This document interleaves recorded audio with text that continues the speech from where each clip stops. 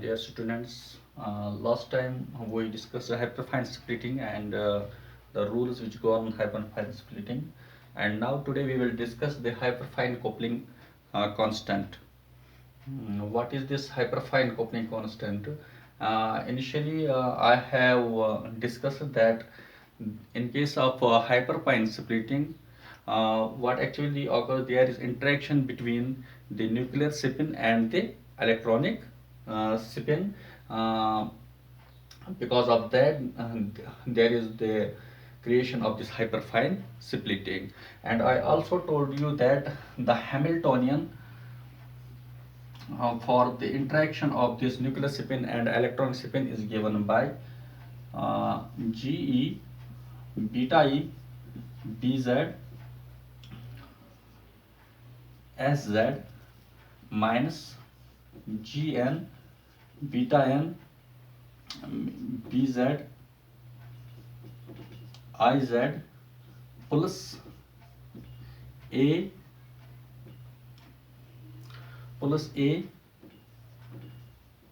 SZ IZ. Okay, this is the kind of interaction which is possible in a system where we have unpure electron, and the first term, this one GE beta E BZ SZ, it gives the interaction between the electronic spin and the external magnetic field. This is the external magnetic field. It gives the interaction between the electronic spin and the external applied field. Similarly, minus G and beta and BZ IZ, this term, this second term, it gives the interaction between the nuclear spin and the applied magnetic field. This is giving between electronic spin and the applied magnetic field, and this is giving the interaction between nuclear spin and the applied magnetic field. Similarly, the third term is actually giving the interaction between the electronic spin and the nuclear spin. So there are three kinds of interactions. One is between electron and the applied field, another is nucleus and the applied field, and third is between the electron and the nucleus. And the corresponding energies are given by E is equal to GE beta E BZ MS minus GN beta N BZ MI for nucleus plus A MS into MI. Okay, so this is the energy which we get from this kind of interaction. Okay, so but this term is generally considered as small, and it is almost neglected. That means the interaction between the nucleus and the applied field, nuclear spin and the applied field, is small and it is generally neglected. So we can write E is equal to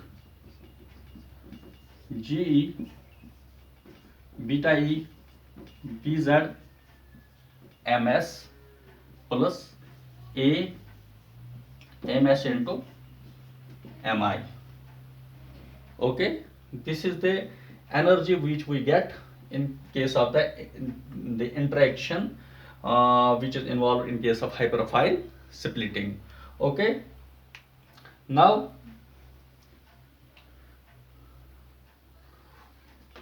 here, as you saw, here one term is coming as A in this equation. This A is actually hyperfine coupling constant. Okay,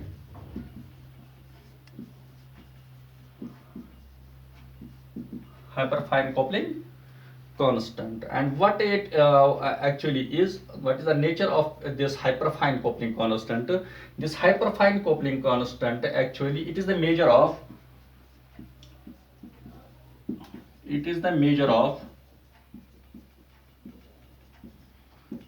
interaction between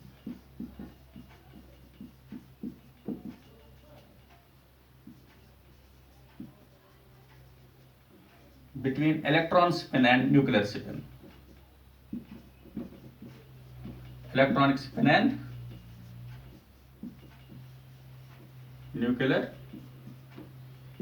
spin. Okay, this hyperfine coupling constant is the measure of interaction between electronic spin and the nuclear spin. So the magnitude of this A actually depends on the interaction, the magnitude of interaction between the electronic spin and the nuclear spin. From this you can guess that if an electron, unpaired electron, which we have in case of EPR spectroscopy, the unpaired electron, if that is in the vicinity of the, in the close proximity of the nucleus or the nuclear spin, then this hyperfine coupling constant will be higher. Okay, so for example, if we have this unpaired, if unpaired electron is in, unpaired electron is in s orbital, for example our unpaired electron is in s orbital, we can say at that time that this hyperfine coupling constant can be higher, because at that time when in case of s orbital, as we know that it is more of confined close to the nucleus, it is more of confined at the origin, so it is more confined at the nucleus. In that case we can say the electron will be in close proximity to the nuclear spin. Similarly, if we have unpaired electron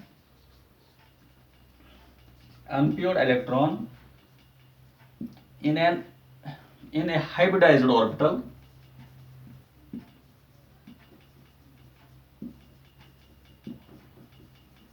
containing some s character,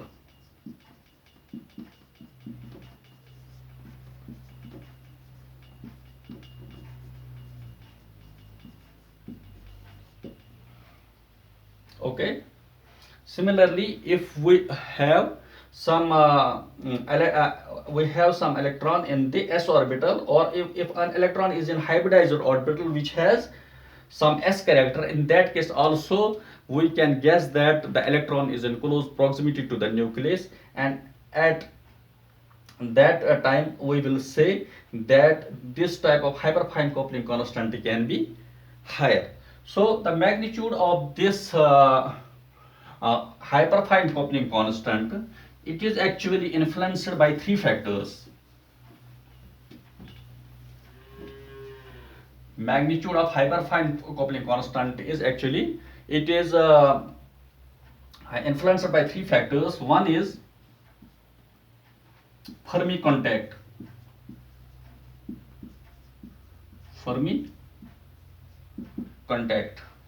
and the next is spin polarization, and the third is dipolar coupling. So there are three kinds of interactions in case of a system which contains an unpaired electron. One is Fermi contact, another is spin polarization, and third is dipolar coupling. Okay, we will take all the three one by one. Firstly, we will see what actually Fermi contact is. Fermi contact is when there is direct interaction between the nuclear spin and the electronic spin. For example, if an electron is in s orbital, or a hybridized orbital,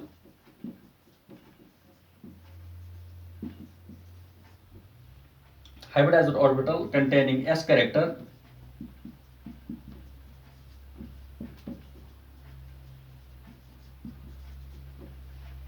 if the unpaired electron is in s orbital or in a hybridized orbital containing s character, at that very time you can say that the electron is in close proximity to the nuclear spin, and at that very time you can say that there is sufficient interaction between nuclear spin and the electronic spin. That kind of interaction is called Fermi contact. And for example, we will take one example. For example, we have a nucleus here, and it has spin upwards, what will happen if there is one electron in the s orbital or s hybridized orbital? What will happen? That electron will have spin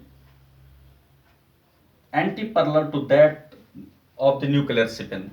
So there will be, since the nuclear spin and the electronic spin is anti-parallel spin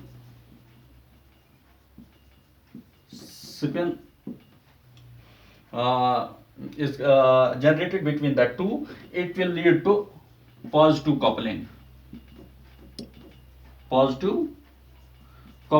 the two spins. As you know that if two spins are anti-parallel, at that very time positive coupling occurs because of the least shielding. Okay, so there will be positive coupling in this case.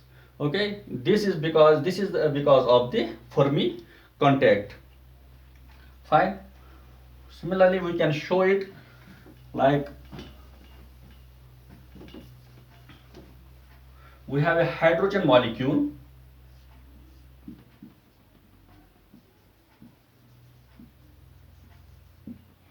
In hydrogen molecule, you can see we generally designate it like this. This is one hydrogen nucleus. This is another hydrogen nucleus. Okay.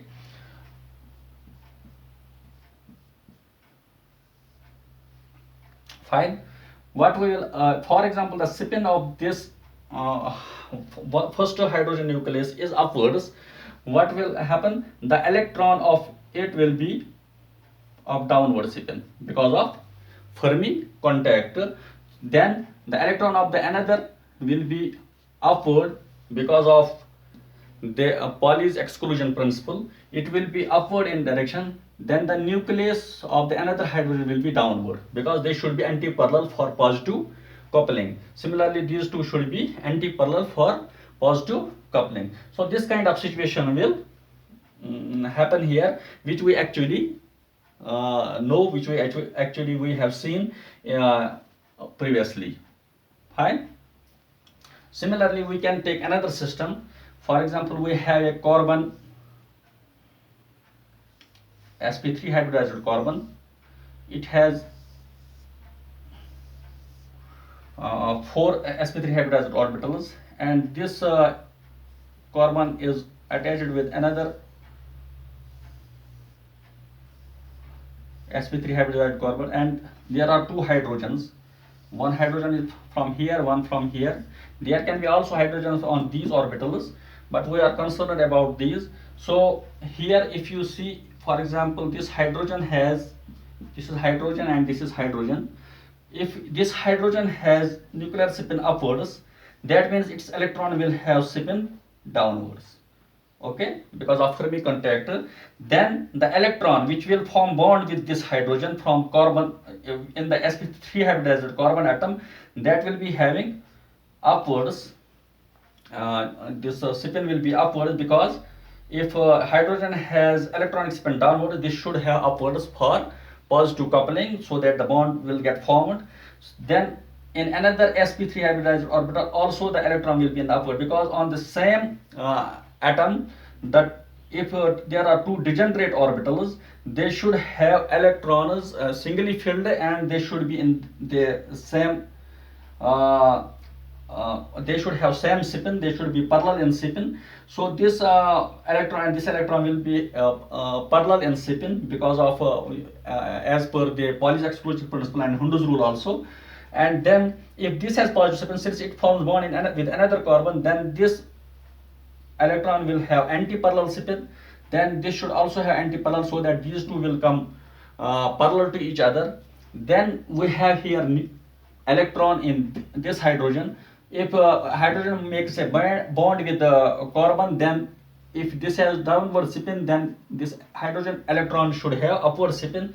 Then the nucleus will have downward spin. So you can see in this molecule how the spin of this hydrogen nucleus or this hydrogen nucleus have determined the total spin of the system, isn't it? So on this basis we can say, if the electron comes in vicinity to the nucleus having a particular spin, it will polarize the spin of that electron, and which can extend to the longer lengths. Okay.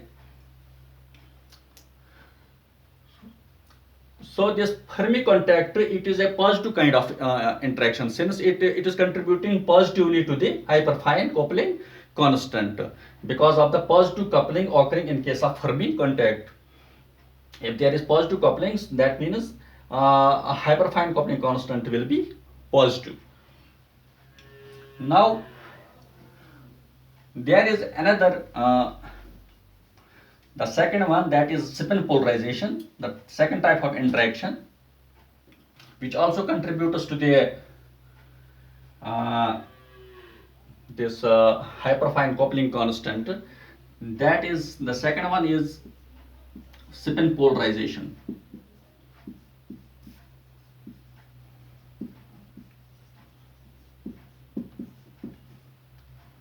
Or exchange effects. It's also called as exchange effects. So what actually happens in case of spin polarization? Here also, for example, if we have an unpaired electron, here, for example, it has a spin upwards. What will happen? It is in the unpaired electron will be in the valence orbital. The unpaired electron will be in the valence orbital. What will happen? This unpaired electron will actually polarize the spin of the core electrons, which are inside. Core electron spin will be influenced by this valence orbital. These core electrons will be in another orbitals. What will happen? More of the spins which are parallel to this valence electron spin will be concentrated towards valence electron.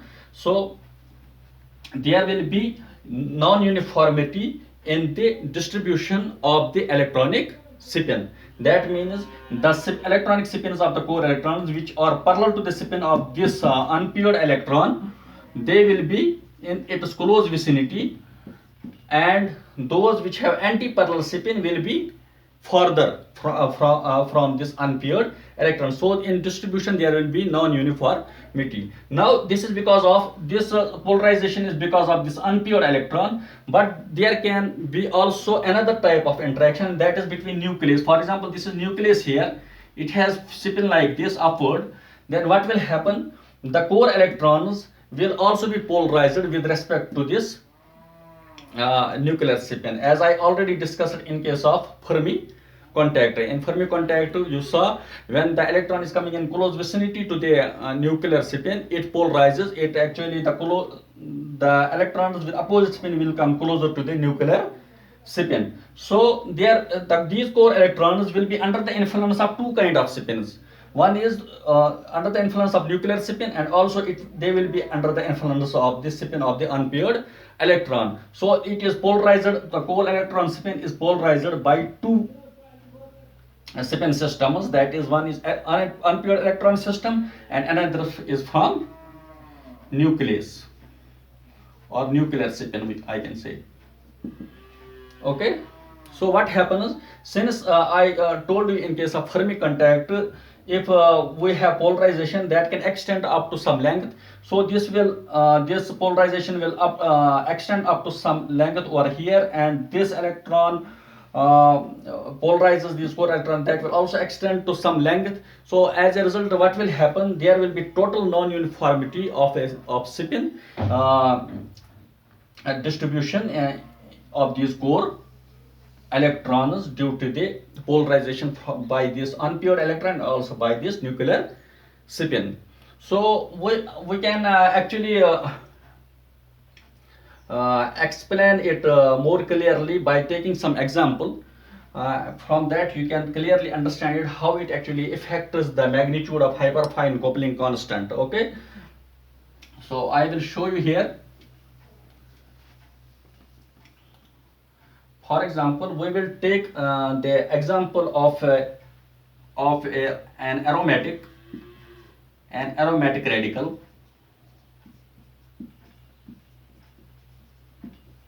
Like we have C6H5NO2 negative. Okay, we will take this kind of free radical. What will happen? According to molecular orbital theory, you know that if we have a system like this in which we have C6H5NO2, what will happen? There will be one p orbital. I will show it in a different way, like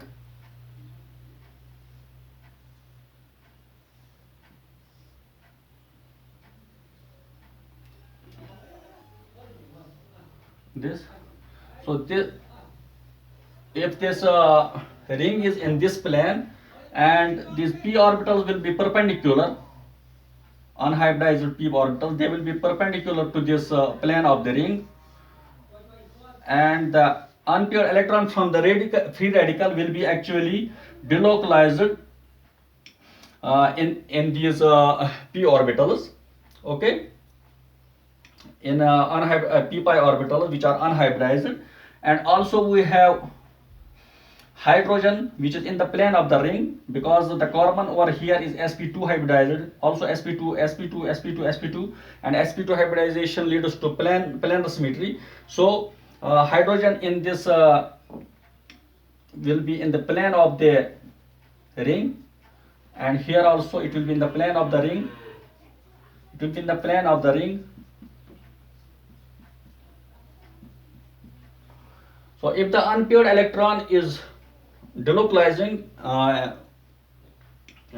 in these p pi orbitals, so the we should say that the hyperfine splitting should be only because of these of the unpaired the electronic spin in these p pi orbitals. But what actually happens, the spin of the unpaired electron over this hydrogen also actually influences the spin this hyperfine coupling constant or hyperfine splitting. So we can say that there is actually some non-uniformity in the spin generated due to this spin polarization. How we can explain that? We can explain that like this. For example, we will take one carbon from this system, C6H5. For example, we have this carbon. On this carbon we have this p pi orbital which is unhybridized, and we have one hydrogen here. Okay, so what will happen? I will show it like this. For example, this is the sp2 hybridized orbital from the carbon, and this is the hydrogen. Okay, when there was no unpaired electron in the system, for example in this p pi orbital there is no electron, what will happen? When there is bond formation between the sp2 hybridized carbon orbital of this and this 1s orbital of this hydrogen, what will happen? If for example this has upward spin, the another electron coming from this hydrogen will have downward spin, so that there will be effective coupling which will lead to the formation of the sigma bond. But there can be also one more possibility. For example, we have this is sp2, this is 1s. Here I showed upward, here I can show downward, then this will be upward. Both these possibilities are equally possible. Either this will be upward, this downward, or this will be downward, this will be upward. So both the orientations are equally possible in this case, because there is no unpaired electron in this p pi orbital. This is p pi orbital perpendicular to the plane of the ring, and same this is also p orbital. So in this case, what we can say, we can show the wave function for bonding molecular orbital, that will be given by 1 by under root 2 1 by under root 2 psi. In first case on carbon, I will show upward spin is orientation 1 and downward spin is orientation 2. Here downward is orientation 2, it is orientation 1. So on in first case, what is there? Carbon has orientation 1 and this hydrogen has orientation 2. Okay, and plus there can be another orientation. That means carbon will have orientation 2 and hydrogen will have orientation 1. Okay, so this wave function for the bonding molecular orbital will be 1 by under root 2 psi c first orientation and psi h with the downward spin in plus psi carbon with downward spin and psi hydrogen with upward spin. Since both are equally probable, so the constant is same, 1 by under root 2.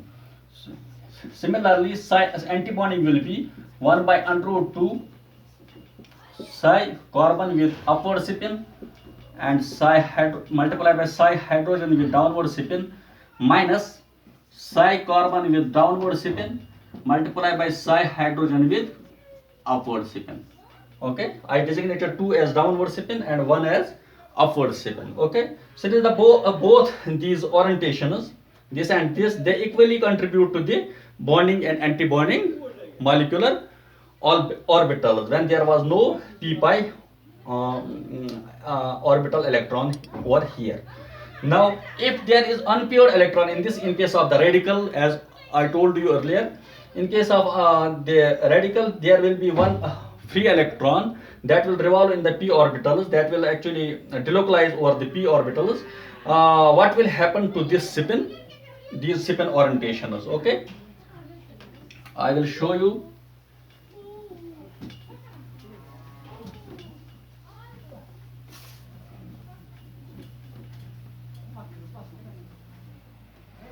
If for example we have unpaired electron over here with upward spin, for example, and this is sp3 hybridized or sp2 hybridized orbital of this carbon, and it is bonded with hydrogen 1s orbital. What will happen if we have unpaired electron in this p orbital? Because of the spin polarization, this will also have upward spin. Okay, this will also have upward spin because of the exchange effects, as you might have read in case of Pauli's exclusion principle or Hund's rule. What will happen since this has upward spin? The electron in the sp2 hybridized orbital on the same carbon atom will have also upward spin. If this has upward spin, then the electron in this hydrogen atom will have anti-parallel spin, so that the positive coupling will happen to which will lead to the formation of the sigma bond between this sp2 hybridized carbon orbital and 1s orbital of hydrogen. Okay, however there can be possibility of another orientation, like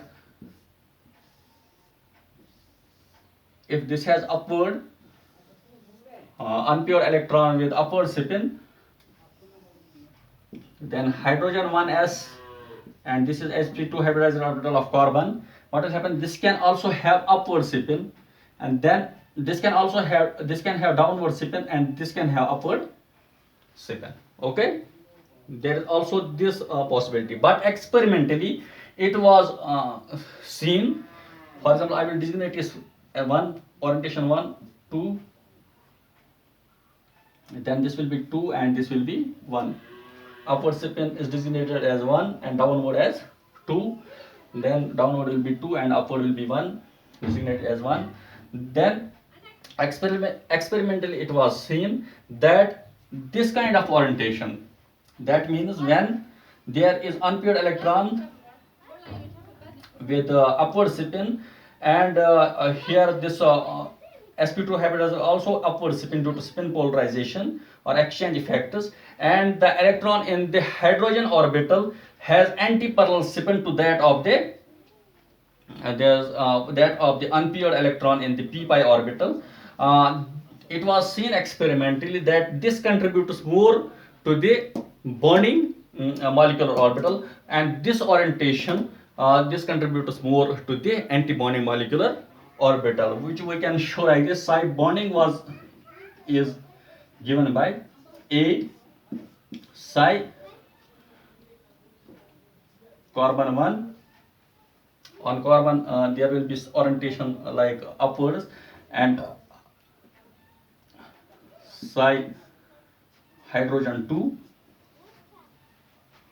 okay, plus B psi carbon 2 to psi hydrogen 1, okay, and psi antibonding will be equal to A dash psi carbon 1 psi hydrogen 2 minus B dash psi carbon 2 psi hydrogen 1, okay, and in this case A is greater than B, and in this case A dash is less than B dash, okay.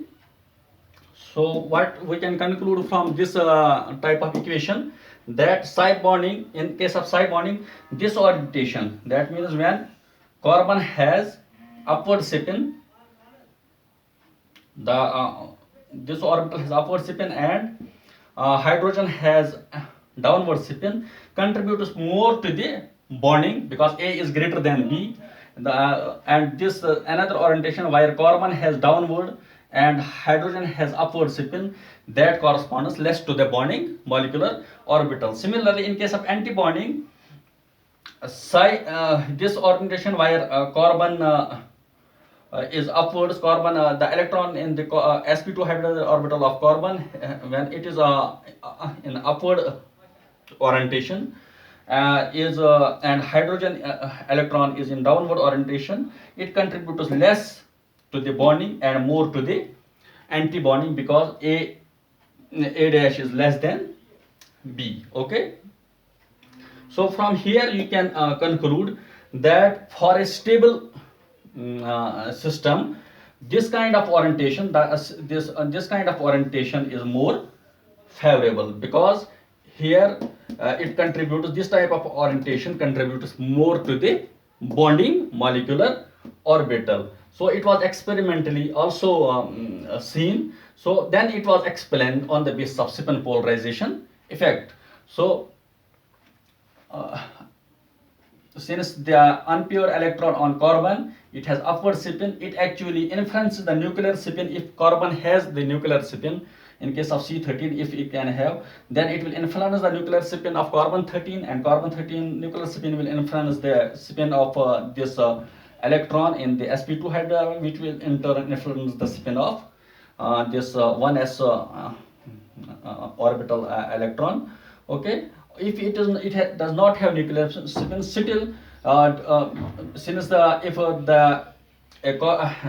an atom has two orbitals with parallel spin, they that is more stable configuration in terms of this electron exchange energy effect. So they will be having parallel spin, then spontaneously the electron coming from the hydrogen, that will have anti-parallel spin.